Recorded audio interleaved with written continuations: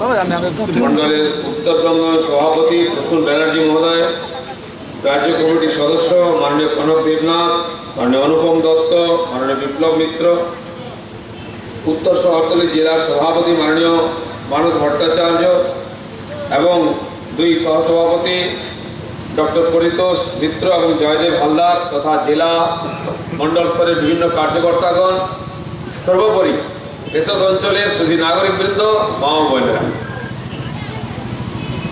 BJP পশ্চিমবাংলায় এগোচ্ছে, তার সামনে অনেক বাধা, মানুষের তৈরি করা বাধা, তার সঙ্গে সঙ্গে প্রকৃতির তৈরি করা বাধাও আছে, কিন্তু কোনো বাধাই আমাদেরকে আটকাতে পারবে না। তার প্রমাণ এত মানুষ এতক্ষণ ধরে বৃষ্টির মধ্যে দাঁড়িয়ে আছে। বন্ধুগণ, সারা ভারতবর্ষের মধ্যে একটা পরিবর্তনের সূচনা হয়েছে। একটি সরকার মাত্র 3 বছর কাজ করেছে, তাতে সারা দেশের মানুষের মনে একটা বিশ্বাস তৈরি হয়েছে, আত্মবিশ্বাস তৈরি হয়েছে। যে মানুষগুলো বছর পর বছর উপেক্ষিত উৎপীড়িত ছিলেন, তারাও নিজেদেরকে এই দেশের গৌরবান্বিত নাগরিক মনে করছেন। তারাও মনে করছেন তাদেরও সম্মান আছে এই দেশেতে। তারাও মনে করছেন এই দেশ একদিন দাঁড়াবে। আর দেশের বাইরে প্রায় 70টা দেশেতে আমাদের মাননীয় প্রধানমন্ত্রী ঘুরেছেন, আবার বিদেশে যাচ্ছেন। ভারতবর্ষের বাইরে কোনো দেশেতে ভারত মাতা কি জয় স্লোগান শোনা যাবে আমরা ভাবিনি, কিন্তু 3 বছরের মধ্যে আমরা দেখলাম উত্তর, দক্ষিণ, পূর্ব, পশ্চিম পৃথিবীর সমস্ত অঞ্চলে যেখানে মাননীয় প্রধানমন্ত্রী পা রেখেছেন নরেন্দ্র মোদী, সেখানে ভারত মাতা কি জয় স্লোগান উঠেছে। তাকে দেখার জন্য হাজার হাজার মানুষ, তার কথা শোনার জন্য হাজার হাজার মানুষ একত্রিত হয়েছে। আর ভারতবর্ষের কোণে কোণে যেখানে নরেন্দ্র মোদী গেছেন, লক্ষ লক্ষ মানুষ তাকে একবার দেখার জন্য ছুটে এসেছেন। নরেন্দ্র মোদী কোনো আকাশ থেকে পড়েছেন এরকম ব্যক্তি নন, বা কোনো একটা বিশেষ পরিবারে জন্মগ্রহণ করেছেন বলে তিনি দর্শনীয় বস্তু এরকম নন। আমাদের এখানে দাঁড়িয়ে আছেন হাজার হাজার মানুষ, শয়ে শয়ে মানুষ, অতি সাধারণ গরিব পরিবারে, সেরকম পরিবার থেকে উঠে আসা একজন খুব সাধারণ মানুষ। কিন্তু তিনি এই সমাজকে আত্মবিশ্বাস দিয়েছেন নিজের সাধনা, তপস্যা, অধ্যাবসায়ের দ্বারা উদাহরণ প্রস্তুত করেছেন, এবং যে আদর্শ নিয়ে তিনি কাজ করছেন, এগিয়ে চলেছেন, সেই ভারতীয় জনতা পার্টির আদর্শ, যেটা নিজের জীবনে তিনি প্রতিফলিত করেছেন। মানুষ স্বাধীনতার পর থেকে এই 70 বছর ভ্রষ্টাচার আর অত্যাচার দেখতে দেখতে ক্লান্ত হয়ে গেছে। যে কংগ্রেস পার্টি স্বাধীনতার পর থেকে প্রায় 60 বছর রাজত্ব করেছে, তারা দেশকে একদম দুর্নীতির পাকের মধ্যে নিমজ্জিত করেছে। নাক অবধি চলে গেছে দুর্নীতি, নতুন নতুন দুর্নীতির রেকর্ড হয়েছে। মানুষ হতাশ এবং ক্লান্ত হয়ে গেছে। সবাই ভাবতে আরম্ভ করেছে এই দেশকে রক্ষা করা যাবে না, রাজনীতি আমাদের দেশকে লুট করে নেবে, রাজনীতির বোধহয় পরিবর্তন হবে না। কিন্তু একটা মানুষ সাধারণ পরিবার থেকে উঠে এসেছেন, সাধারণ মানুষ তার তপস্যার দ্বারা, তার আদর্শের দ্বারা, তার সংগঠন কুশলতার দ্বারা সারা ভারতবর্ষের মানুষের মধ্যে একটা আত্মবিশ্বাস জাগিয়ে তুলেছে। ভারতবর্ষের রাজনীতি দুর্নীতি মুক্ত হতে পারে, ভারতবর্ষের রাজনীতি হিংসা মুক্ত হতে পারে, ভারতবর্ষের সাধারণ মানুষের সম্মান হতে পারে, তাদের দেশে অধিকার আছে, এটা উনি প্রমাণ করেছেন। তাই মানুষ তাকে দেখার জন্য, তাকে শোনার জন্য ছুটে আসছেন। আপনারা কল্পনা করতে পারেন যে মায়েরা খড়কুটো জ্বালিয়ে গরিব পরিবারে সন্তানদের স্বামীর মুখে অন্ন তুলে দেওয়ার জন্য চোখের জল পড়ত, একই ঘরের মধ্যে রান্না, খাওয়া দাওয়া, থাকা, বাচ্চাদের পড়াশোনা হতো, সেই পরিবারের মা কখনো গ্যাস জ্বালিয়ে রান্না করবেন কল্পনাও করতে পারেন। আজকে সেরকম 2-2.5 কোটি পরিবারকে গ্যাস দিয়েছে এই সরকার, তার জন্য পয়সা নেই। আরো 2.5 কোটি পরিবারকে এই 2 বছরের মধ্যে সেই গ্যাস দেওয়া হবে। যে মানুষ হয়তো এক চিন্তে জমি ছিল, সে ভাবতে পারেনি কোনোদিন নিজের বাড়ি বানাবে, কারণ বাড়ি বানাবার পয়সা ছিল না। যে বাড়ি করেছিল পায়খানা তৈরি করতে পারেনি, মহিলাদেরকে আর মাঠে যেতে হতো শৌচকার্যের জন্য, সেই বাড়িতে পায়খানা। আজ প্রায় 2-2.5 কোটি বাড়ি পরিবারে পায়খানা তৈরি হয়ে গেছে। প্রত্যেকটি বাড়িতে পাকা পায়খানা হোক, যাতে কাউকে বাইরে যেতে না হয় শৌচাদির জন্য, এই সরকার তার ব্যবস্থা করছে। প্রত্যেকটি মানুষের ছাদ হোক মাথার উপরে, এ সরকার তার দায়িত্ব নিয়েছে। আজকে লক্ষ লক্ষ পরিবারকে পাকা বাড়ি বানিয়ে দেওয়া হচ্ছে, কিন্তু আমাদের দেশের দুর্নীতি সেই কাজ সম্পূর্ণ হতে দিচ্ছে না। কিন্তু নরেন্দ্র মোদীর যে সদিচ্ছা, তার সরকারের যে সৎ প্রয়াস, তার ফলে সারা দেশের কোণে কোণে মানুষ তার সুবিধা পাচ্ছে। যে মানুষ উদ্যমী পরিশ্রম করতে চায় তার জন্য লোনের ব্যবস্থা, প্রত্যেকটি মানুষের জন্য জীবন বীমা, সে মাসে 1 টাকা হোক বা 100 টাকা হোক, যে যেমন চায় সেরকম জীবন বীমা করতে পারবে, তার পরিবারে যাতে একটা সহায়তা পায়।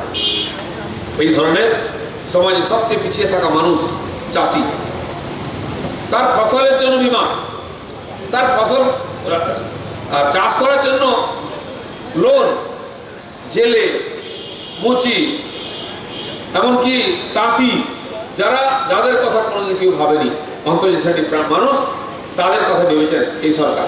85টি এরকম বড় বড় প্রকল্প করা হয়েছে যাতে সমাজের প্রত্যেকটি মানুষ কোনো কোনো প্রকল্পের সুবিধা পেতে পারে। আজ পর্যন্ত আমরা নেতাদের ভাষণ শুনেছি, বড় বড় কথা শুনেছি। পঞ্চবার্ষিক পরিকল্পনার নামে লক্ষ লক্ষ কোটি টাকা নষ্ট হয়েছে, লুট হয়েছে, স্বজন পোষণ হয়েছে, কিন্তু সাধারণ মানুষের আর্থিক বা সামাজিক কোনো পরিবর্তন হয়নি। সম্মান তো বহুদূর। যে আসলে এই দেশটার মালিক যারা, এই গরিব মানুষরা, যাদের রক্তে জলেতে এই দেশের অর্থনীতি দাঁড়িয়েছে, এই দেশের রাজনীতির নেতারা ফুটানি করছেন, এই দেশের যে বিকাশ হচ্ছে, সেই মানুষগুলি এতদিন সমস্ত সুবিধা থেকে দূরে ছিলেন। আরো মজার ব্যাপার, সংখ্যালঘুদের নাম করে এখানে বছরের পর বছর, ইলেকশনের পর ইলেকশন ভোট নেওয়া হয়েছে, কিন্তু সেই সংখ্যালঘু মানুষের কোনো উন্নতি হয়নি। তারা কেবল ইলেকশনে ভোটার হিসেবে পরিচয় পেয়েছেন, ইলেকশনের লড়াইতে ভোটের ভূমিকা পালন করেছেন, এর বেশি কিছু পাননি। সংখ্যালঘুদের নামে যারা চোখে জল ফেলতেন, তারা সংখ্যালঘুদের কিছু করেননি। সবচেয়ে বেশি দুর্দশা পশ্চিমবাংলার সংখ্যালঘুদের। সার্চার কমিটি বলেছে পশ্চিমবাংলার মুসলমানরা সবচেয়ে বেশি পিছিয়ে আছে, সংখ্যায় প্রায় 30%। তারা কিন্তু চাকরি পান 1-2%, সরকারি চাকরি। এত বড় জনসংখ্যা, তাদের আর্থিক, সামাজিক, রাজনৈতিক কোনো অধিকার তারা পাননি। 30 বছর কংগ্রেস, 34 বছর সিপিএম, 6 বছর হয়ে গেল টিএমসির, সেই মানুষগুলো আরো গরিব থেকে গরিব হচ্ছেন। অশিক্ষার বাতাবরণের মধ্যে রয়েছেন, মহিলাদের কোনো স্বাধীনতা নেই, বাচ্চাদের শাস্তি বা স্বাস্থ্যের জন্য কোনো চিকিৎসার ব্যবস্থা নাই। তাদের অবস্থা পরিবর্তন ভারতীয় জনতা পার্টি করেছে। আর কিন্তু বিজেপির ভয় দেখিয়ে এই সমস্ত সমাজকে আর নিজের ভোটার করে রাখা হয়েছে। এত বড় একটা সমাজ, দেশে প্রায় 20 কোটি মুসলমান আছেন, তাদের উন্নতি ছাড়া ভারতবর্ষ এগোতে পারে না। কিন্তু এই রাজনৈতিক পার্টিগুলো যারা নিজেকে সেকুলার মনে করে বা বলে, তারা কেবল মুসলমানদেরকে ভোটার বানিয়ে রেখেছে। এই দেশের নাগরিক পর্যন্ত মনে করে না, একমাত্র ভারতীয় জনতা পার্টি সংখ্যালঘু সমাজকে এই দেশের নাগরিক মনে করে। শুধু ভোটার নয়, সম্মানীয় নাগরিক মনে করে, সমস্ত অধিকারী মনে করে। তাই আজকে দেখুন, ভারতবর্ষের প্রায় 17টা রাজ্যে আমরা রাজত্ব করছি। যে কোনো রাজ্যে গিয়ে দেখুন ওখানে সংখ্যালঘুরা কী অবস্থায় আছে, ওখানকার SC/ST লোকেরা কী অবস্থায় আছে। পশ্চিমবাংলাতে অনেক ভালো আছে। যারা পশ্চিমবাংলার মুসলমানদের সমস্ত দায় দায়িত্ব ঠিকানি দিয়েছেন, তারা এদের এই দুরবস্থার জন্য একমাত্র দায়ী। গুজরাটে বলা হয় নাকি মুসলমানদেরকে মেরে শেষ করেছেন নরেন্দ্র মোদী। আমি চ্যালেঞ্জ করছি, যে কোনো মানুষ গিয়ে দেখুন, হয়তো অনেকের বাড়ির ছেলে গুজরাটে চাকরি করছে, ওখানকার মুসলমানরা কেমন আছেন দেখুন। ভারতবর্ষের মধ্যে সবচেয়ে ধনী সম্পন্ন হচ্ছে গুজরাটের মুসলমান, সবচেয়ে শিক্ষিত, ব্যবসা বাণিজ্য, চাকরি বাকরি, ওখানে 7-8% মুসলমান সরকারি চাকরি পান। কলকারখানার মালিক ওখানকার মুসলমানরা, বিদেশি গাড়ি চড়েন, BMW, মার্সিডিজ, সেই গাড়ির এজেন্সি একজন মুসলমানের হাতে আছে। আর আমাদের পশ্চিমবাংলার মুসলমান গাড়ি তো ছেড়ে দিন, বাইকও কিনতে পারেন না, মেয়ের জন্য একটা সাইকেল চাই, তাই দিদির ভাইদের পেছনে পেছনে ঘুরতে হয়। 2 টাকার চাল আর 3 টাকার আটা চাই, তাই দিদির ভাইদের পেছনে পেছনে ঘুরতে হয় কার্ডের জন্য। আর এরা বড় বড় কথা বলছেন, বিজেপিকে দোষ দিচ্ছেন। এদের এই চালাকি, এদের ক্ষমতাবাজি, এটা ধীরে ধীরে পরিষ্কার হয়ে যাচ্ছে। তাই সারা ভারতবর্ষে বিজেপি জিততে চলেছে। 1914 সালে লোকসভা নির্বাচনের আগে মাননীয় নরেন্দ্র মোদী আহ্বান করেছিলেন, কংগ্রেস মুক্ত ভারত তৈরি করুন। কংগ্রেস একটা পার্টি, 60 বছর রাজত্ব করেছে। কংগ্রেসের সঙ্গে আমাদের কোনো শত্রুতা নয়। তারা সংবিধান অনুযায়ী পার্টি চালায় এবং সরকার লড়ে। কেন তার বিরুদ্ধে স্লোগান দিয়েছিলেন? কারণ আজকে ভারতবর্ষের যে হতাশা, যে দুর্নীতি, যে ভ্রষ্টাচার, যে হিংসা, যে সাম্প্রদায়িকতা, তার মূলে হচ্ছে কংগ্রেস। কংগ্রেস মানে কমিউনালিজম, কংগ্রেস মানে করাপশন। তাই কংগ্রেস থাকলে দেশের উন্নতি হবে না। তাই নরেন্দ্র মোদী স্লোগান দিয়েছিলেন। কিন্তু ভারতবর্ষের মানুষ সেটা বুঝেছিল এবং তার স্লোগানকে সত্যে পরিণত করেছিল। যে কংগ্রেস 300-350 সিট নিয়ে সরকার গঠন করতো, মাত্র 42টা সিট পেয়েছে। উত্তরপ্রদেশে 80টা সিট, কংগ্রেস 2টো জিতেছে, মার ব্যাটা। আমরা জিতেছি 73টা। মানুষ নরেন্দ্র মোদীর উপরে বিশ্বাস করে ভোট দিয়েছেন, তাই 15টা রাজ্যে কংগ্রেস একটা এমপি সিট জিততে পারেনি, 5 রাজ্যে ক্ষমতায় ছিল, বহনই করতে পারেনি। আর তারপর থেকে নির্বাচনের পরে আমাদের পার্টির নেতৃত্বে পরিবর্তন হলো, মাননীয় অমিত শাহ সভাপতি হলেন। তিনি একটা স্লোগান দিলেন, যাহা চুনাও ওহা ভাজপা, যেখানে নির্বাচন হবে বিজেপিকে জেতাতে হবে। দেশের জনগণ তার কথায় বিশ্বাস করলো। আমাদের লক্ষ লক্ষ কর্মী নেতা ঝাঁপিয়ে পড়লেন বিজেপিকে জেতাবার জন্য, যেখানে নির্বাচন হচ্ছে বিজেপি জিতছে। লোকসভার পরে বেশ কয়েকটি রাজ্য নির্বাচন হয়েছে। মহারাষ্ট্রে নির্বাচন হলো, কংগ্রেস বিজেপি জিতেছে। হরিয়ানায় বিজেপি জিতেছে। জম্মু কাশ্মীর মুসলিম মেজরিটি, সেখানেও বিজেপি জিতেছে।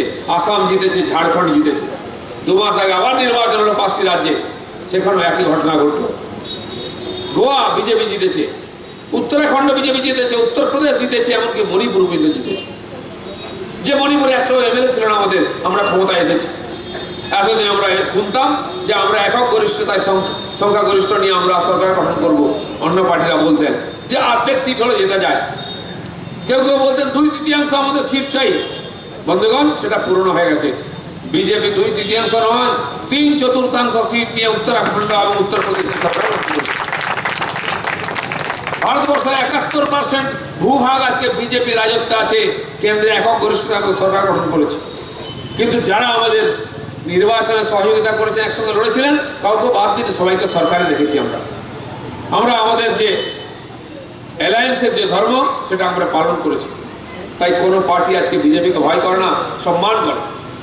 আর যারা ভয় করে, টিএমসির মতো যাতে আপাত মস্তক দুর্নীতিতে ছেয়ে গেছে, সেই পার্টি আজকে ভয় করছে। তাই কেন্দ্র যা বলছে, মমতা ব্যানার্জি উল্টো বলছে, না আমরা ওই আইন মানবো না। মমতা ব্যানার্জির কথা শুনলে মনে হয় পশ্চিমবঙ্গটা একটা ভারতের রাজ্য নয়, বাংলাদেশের মধ্যে একটা আলাদা দেশ। উনি ভারতবর্ষের কোনো আইন মানবেন না, কেন্দ্র সরকারের কোনো নির্দেশিকা মানবেন না, খালি মোদিজির টাকাটি নেবেন। এই দিচ্ছে না, ওই দিচ্ছে না, নেওয়ার বেলায় দুহাত পেতে আছেন। আইন কানুন মানবেন না, নীতি আয়োগ মানেন না, কারণ এখানে কোনো নীতি নাই, যত দুর্নীতি পশ্চিমবাংলায় চলে। তাই নীতি আয়োগের বৈঠকে যান। নীতি আয়োগের বৈঠকে যাওয়ার কথা প্রধান মুখ্যমন্ত্রী পাঠিয়েছেন অমিত বাবুকে, অর্থমন্ত্রী। বিয়ে বাড়ি নাকি বদল চলে যাবে? বাপের নামে কার্ড এসছে, ছেলে চললো, কি গো বাবা আসতে বলো না, আমি এসছি। হ্যাঁ, মোদিও ঠিক দিয়েছেন, গেট আউট করে বার করে দিয়েছেন অর্থমন্ত্রীকে, কানতে কানতে বাড়ি এসছেন। লজ্জাও করে না, দোকান কাটা, নেমন্তন্ন বাড়ি। নীতি নৈতিকতা নিয়ম কিচ্ছু মানবেন না। মোদি আস্তে আস্তে টাইটটা দেওয়া শুরু করেছেন। দিদি বুঝতে পেরেছেন, ছুটে ছুটে দিল্লি গেছেন মোদির সঙ্গে দেখা করতে, বসে আছেন বাইরে। কেন 3 বছর কেন যাননি? আমরা এখন বলেছি খুব কষ্ট হয়েছে, এরকম বলবেন না। আমাকে একজন মন্ত্রী আজকে বলছেন বিধানসভায়, তুমি বড্ড উল্টা পাল্টা বলছো। কি বললাম? খুব খারাপ লেগেছে সত্য কথা শুনতে। সত্য কাজ আর সত্য কথা তো আপনার ধর্মেই নেই, শুনতে খুব খারাপ লাগে। আমি বলেছিলাম দিদি বাংলার জন্য যাননি, আমার আপনার জন্য যাননি, নিজের ভাইদের জন্য গেছেন। যাতা করে পড়েছেন, সিবিআই চাপছে, যখন তখন তুলবে। এই মোদিজিকে হাতটা ধরা, যে একটু বাঁচান ভাইদেরকে। যখন বান্ডিল নিয়েছিলেন মনে ছিল না, একদিন জেলের ভাত খেতে হবে। এখন যে সিবিআই গলার দিকে হাত বাড়াচ্ছে, তখন মোদিজি একদিন মোদিজির কোমরে দড়ি বাঁধবেন। কত ডায়লগ শুনেছি দিদির কাছ থেকে, আসুক বাংলায় কোমরে দড়ি বেঁধে ঘোরাবো। কে নরেন্দ্র মোদী? হরিদাস পাল। এখন হরিদাস পালের পায়ে ধরতে গেছে। কে কার গলায় দড়ি দেয়, কে কার কোমরে দড়ি দেয়, খালি সময়ের অপেক্ষা। 1-2 জন ট্রায়াল দিয়ে এসছেন ভুবনেশ্বরে গিয়ে, বাকিরা যাওয়ার প্রস্তুতি নিচ্ছেন, ওয়েটিং লিস্টে আছেন।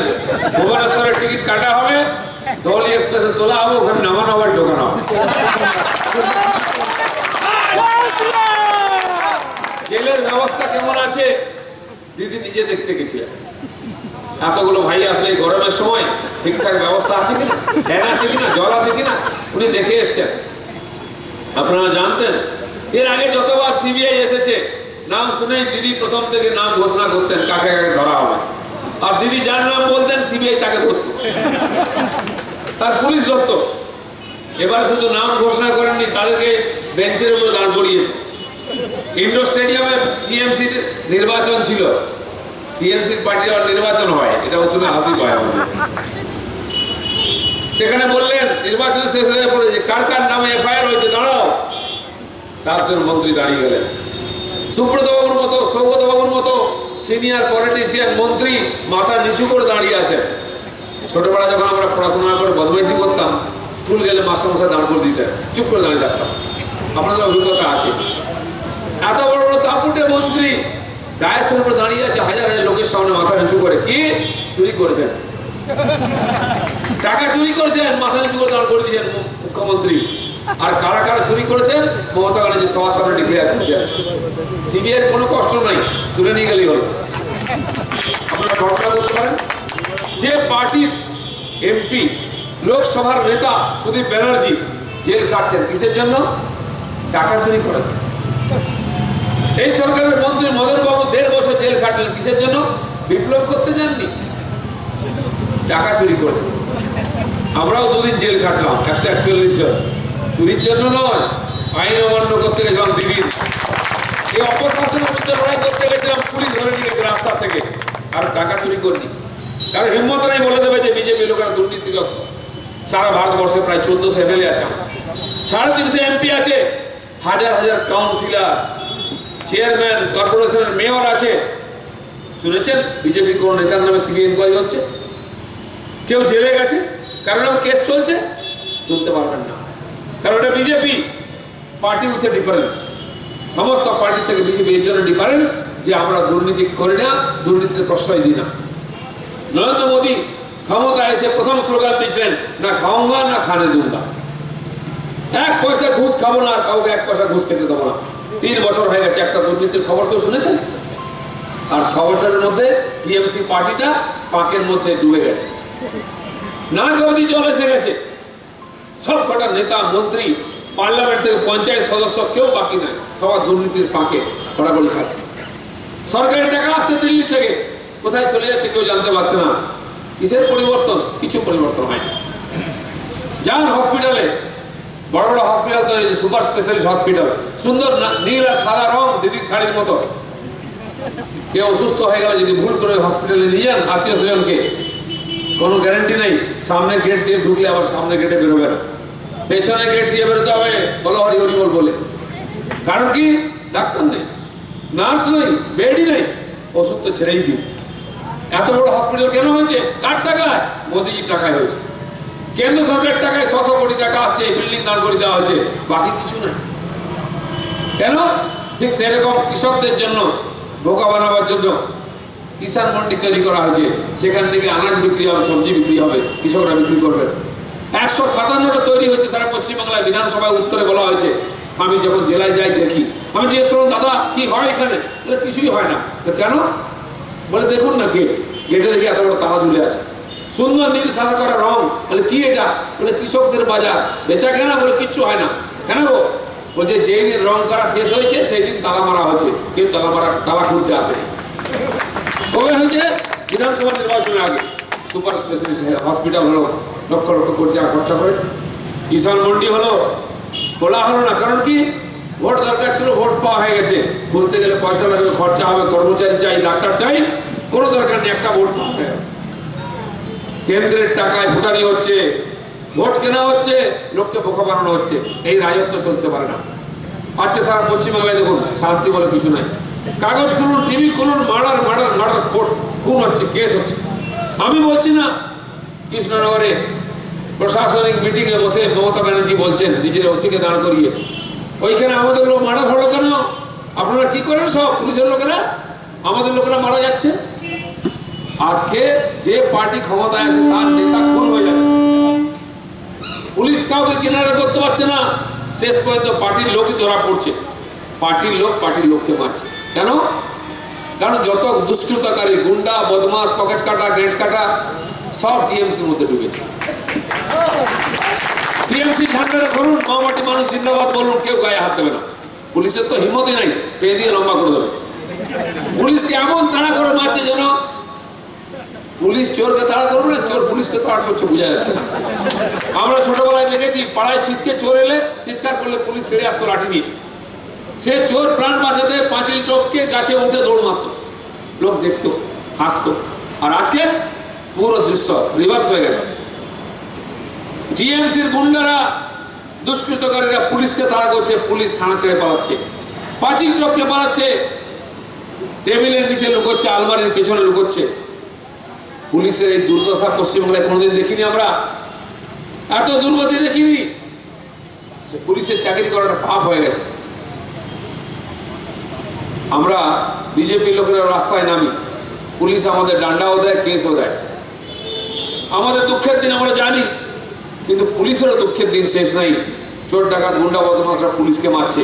আমি বলছি পুলিশ বন্ধুদের, দিন খারাপ আপনাদেরও আমাদেরও, যখন পরিবর্তন হবে দুজনের দিন ভালো দিন আসবে, এছাড়া কোনো রাস্তা নেই, পরিবর্তন করতেই হবে। পশ্চিমবাংলার একজন আমাদের কার্যকর্তা আমাকে বলছেন, দাদা আমার ছেলে ব্যাঙ্গালোরে পড়াশোনা করে। ভালো কথা। বলছে না, সে কাল ফোন করে বলছে, বাবা আমার খুব লজ্জা করছে এখানে থাকতে। কেন? বলছে ওর বন্ধু জিজ্ঞেস করলো, তোর কি নাম রে? নাম শুনে মনে হলো বাঙালির ছেলে। তোর বাংলায় বাড়ি? বলছে হ্যাঁ। তাই বেটা সব তোর চোর, চিটিং বাড়ি, সব বাংলার লোক, গরিব লোকের টাকা খেয়ে নিল লক্ষ লক্ষ কোটি টাকা। আজকে পশ্চিমবাংলার বাইরে গেলে লোকে আমাদের এরকম বলবে। এক সময় পশ্চিমবাংলার লোকে বলতো, বাহ বাঙালি বিপ্লবী, লড়াকু, সৎ, শিক্ষিত, মার্জিত। এই হলো বাঙালির চরিত্র ছিল। বাঙালি বলতে আমাদের গর্ব হতো যে হ্যাঁ বিবেকানন্দ আমাদের পূর্বপুরুষ, নেতাজি সুভাষ আমাদের পূর্বপুরুষ, রামমোহন, রামকৃষ্ণ, চৈতন্য, বিদ্যাসাগর, শ্যামাপ্রসাদ আমাদের পূর্বপুরুষ। আমরা তাদের উত্তরসূরি, আমরা বাঙালি হিসেবে গর্ববোধ করতাম। আর আজ আমাদের পূর্বপুরুষ, আমাদের নেতাকে সুদীপ ব্যানার্জি, মদন মিত্তি, তাপস পাল, বাকি তো লিস্ট তৈরি হয়ে গেছে। এই হচ্ছে বাঙালির পরিচয়। যে বিরোধী নেতা পার্লামেন্টে, সে ঘুষ খেয়ে জেলে যান, এবং তিনি 4.5 মাস পরে জামিন পেয়েছেন বলে বিজয় উৎসব হচ্ছে। লজ্জার একটা সীমা থাকা উচিত। বন্ধুগণ, পশ্চিমবাংলার মানুষ আমরা বড়লোক হতে চাই না, আমরা লেখাপড়া ভালোবাসি, স্বচ্ছ জীবনযাপন করি, প্লেন লিভিং হাই থিঙ্কিং, সৎভাবে জীবনযাপন করি, কারো কাছে হাত পাতি না, কারো পকেটে হাত মারি না। এই হচ্ছে বাঙালির পরিচয়, তাই সম্মান থাকে। আর আজ বাঙালি মাথা নিচু হয়ে গেছে, কারণ 17 লক্ষ পরিবারের টাকা লুট করে দিচ্ছে আমাদের নেতারা। 30,000 কোটি টাকার কোনো খবরই নেই। বাঙালি মানে চোর, চিটিংবাজ, মিথ্যাবাদী। এটা আজকে বাংলা ভারতের সামনে পরিচয় হয়েছে আমাদের নাক কান কেটে গেছে। এর আগে পশ্চিমবাংলার ইতিহাসে পশ্চিমবাংলার রাজনীতি এত দুর্নীতি ছিল না। আজকে টিএমসি যেখানে নিয়ে গেছে, ধীরে ধীরে এখানকার রাজনীতিকে, এই হিংসা, এই সন্ত্রাস আর এই দুর্নীতি, এটা পশ্চিমবাংলার ইতিহাসে কোনোদিন ছিল না। তাই এই পার্টিটা বাঙালির নাক কান কাটিয়ে দিয়েছে, মাথা নত করে দিয়েছে বিশ্বের সামনে। আপনি দেখুন, কলেজে নির্বাচন হচ্ছে, ছেলে মেয়ে মাথা ফাটিয়ে হাত পা ভেঙে বাড়ি আসছে। কেন? কলেজটাকে মারপিট করে রাখা না। এই জন্য কি ছেলে মেয়েকে আমরা কলেজে পাঠাই যে মারপিট করবে? পড়াশোনা হবে না, বাকি সব হবে। প্রিন্সিপালকে ঘেরাও করা হচ্ছে, 1 বছর পরে প্রিন্সিপাল বলছে আমাকে ছেড়ে দিন, আমি আর অত্যাচার সহ্য করতে পারছি না, আমি চাকরি করবো না। ভাইস চ্যান্সেলর ইউনিভার্সিটি থেকে ঘেরাও করা হচ্ছে, 6 মাস পরে হাত জোড় করে বলছেন এই অত্যাচার অপমান সহ্য করতে পারছি না, আমাকে ছেড়ে দিন, আমি চাকরি করবো না। হেডমাস্টারকে পেটানো হচ্ছে, স্কুল কলেজে পড়াশোনা বন্ধ হয়ে গেছে। রাজনীতি হচ্ছে, মারপিট হচ্ছে, ইলেকশন হচ্ছে, ইলেকশনও শেষ হচ্ছে না, কারণ অন্য কাউকে ভোট দিয়ে দেওয়া হবে না। যে টিএমসিকে ভোট দেবে সেই ভোট দেবে। তারপরে 2টা গ্রুপের মধ্যে মারামারি, কে জিএস হবে। মাননীয় শিক্ষামন্ত্রী সব কাজ ছেড়ে জিএস ঠিক করছে, এটা শিক্ষামন্ত্রীর কাজ। অথচ স্কুল চলছে, প্রাইমারি স্কুলে একটা মাস্টার নেই। একজন মাস্টার কখন আসেন কখন যান বোঝা যায় না। 100-150 ছাত্র আসে, থালা বাজায়, খিচুড়ি খায়, বাড়ি চলে যায়। ভবিষ্যৎ কি আমাদের? একজন মাস্টার মশাই আবার দেখলাম, তিনি জল খেয়ে চিত হয়ে পড়ে আছেন স্কুলের সামনে, দাঁড়াতেও পারছেন না। মাস্টার মশাইয়ের কি নমুনা! এই শিক্ষা ব্যবস্থা আমাদের। প্রাইমারি স্কুলের টিচার মদ খেয়ে এসে স্কুলের বাইরের সামনে পড়ে আছে। স্কুল কলেজ নাকি নতুন তৈরি হচ্ছে, মাস্টারই নেই। হাই স্কুলে যান, 2-3 জন পার্মানেন্ট টিচার আছেন, বাকি প্যারা টিচার 8-10 জন, তাতে 500, 700, 1000 ছেলে মেয়েকে পড়াচ্ছেন। কি পড়াশোনা হবে? নতুন রিক্রুটমেন্ট হয় না, কারণ রিক্রুটমেন্ট হওয়ার আগেই বান্ডিল নেওয়া হচ্ছে। 8 লাখ 10 লাখ টাকা একটা প্রাইমারি টিচারের কাছ থেকে নেওয়া হচ্ছে টেট পরীক্ষার পরে। কেস হয়ে যাচ্ছে, রিক্রুটমেন্ট হচ্ছে না, একটা মাস্টার নিয়োগ নাই। কিসের ভরসায় স্কুল কলেজ চলছে? কি পড়াশোনা হবে? মানুষের বিশ্বাস উঠে গেছে শিক্ষা ব্যবস্থা থেকে। শিল্পের তো অন্তর্জলী যাত্রা শুরু হয়ে গেছে, সিপিএম করেছিল, বাকিটা এনারা করেছে। সেদিন আমাদের পশ্চিমবাংলার স্কুল শিক্ষায় একটি পাঠ্যক্রম যোগ করা হচ্ছে ইতিহাসে। কি? সিঙ্গুরের ইতিহাস। সিঙ্গুরের বিপ্লব করেছেন মমতা ব্যানার্জি, ঐতিহাসিক বিপ্লব। তারপর ওনারা ক্ষমতা এসছেন, তাই ইতিহাসের পাতায় লেখা হয়েছে নেতাজির চ্যাপ্টারকে বাদ দিয়ে সিঙ্গুরের চ্যাপ্টার ঢুকানো হয়েছে। কিসের কৃতিত্ব? না একটা কারখানা বন্ধ করেছেন আন্দোলন করে। আলটিমেট এটাই রেজাল্ট। আমি বললাম যে একটা কারখানা বন্ধ করার জন্য যদি আপনাদের নাম বাংলার ইতিহাসে লেখা হয়, আমাদের কমিউনিস্ট বন্ধুরা 34 বছরে 54,000 কারখানা বন্ধ করেছেন, তাদের ইতিহাসে কোন ইতিহাসে নাম লেখা হবে? এটা হচ্ছে অ্যাচিভমেন্ট। কারখানা বন্ধ করেছেন, হাজার হাজার লোককে বেকার করেছেন। আজকে এখানে কারখানা হয়েছিল, পশ্চিমবাংলার সবচেয়ে উর্বর জমি 3 বার চাষ হয়। প্রথম ভুল হচ্ছে ওইখানে জমি দেওয়া, দ্বিতীয় ভুল হলো ওখানে কারখানা করতে দেওয়া, তৃতীয় ভুল হলো কারখানা বন্ধ করা। চাষও গেল, কারখানাও গেল, চাকরিও গেল। আজকে ওই কারখানাকে দেখে প্রায় 25 কিলোমিটার ব্যাপী দুই দিকে বহু জমি কিনেছিলেন শিল্পপতিরা। একটা বড় ফ্যাক্টরি হলে তার আশপাশে ছোট ছোট ফ্যাক্টরি হয়, ছোট ছোট পার্টস তৈরি হয় সেখানে, ওয়াশার থেকে নাট বোল্ট সব, সেটা কেনে ওই কারখানা হয় না, বাকি জমি পড়ে আছে। শিল্পপতিরা চাষ করবেন না, ওখানকার চাষিদের কাছে চাষ নেই, চাকরিও নেই। এই হচ্ছে কৃতিত্ব টিএমসি সরকারের, সেটা আবার বুক ফুলিয়ে বলছে। এটা ঐতিহাসিক কাজ হয়েছে। তাই বন্ধুগণ, যাদের এই সমাজের প্রতি মমত্ব নেই, কেবল ভোটের লোভ আছে, এরা ভোটের জন্য সব করতে পারেন। ইলেকশন দেখলেন, 7টা মিউনিসিপ্যালিটি নির্বাচন হলো, যেদিন ঘোষণা হয়েছে নির্বাচন সেই দিন থেকে বম মারা শুরু হয়েছে। যাদের নাম ঘোষণা হলো বিরোধী ক্যান্ডিডেট হিসেবে, তার বাড়িতে আক্রমণ, মুখে গামছা বেঁধে কাপড় বেঁধে সন্ধ্যাবেলা বাড়িতে ধমকি দেওয়া হচ্ছে, খবরদার বেরোবে না, টিএমসি ছাড়া কোনো পার্টির প্রচার হবে না, লাশ ফেলে দেবো, বাড়ির দেওয়ালে বোম মেরে দিয়ে যাচ্ছে, এখনো দাগ পাবেন।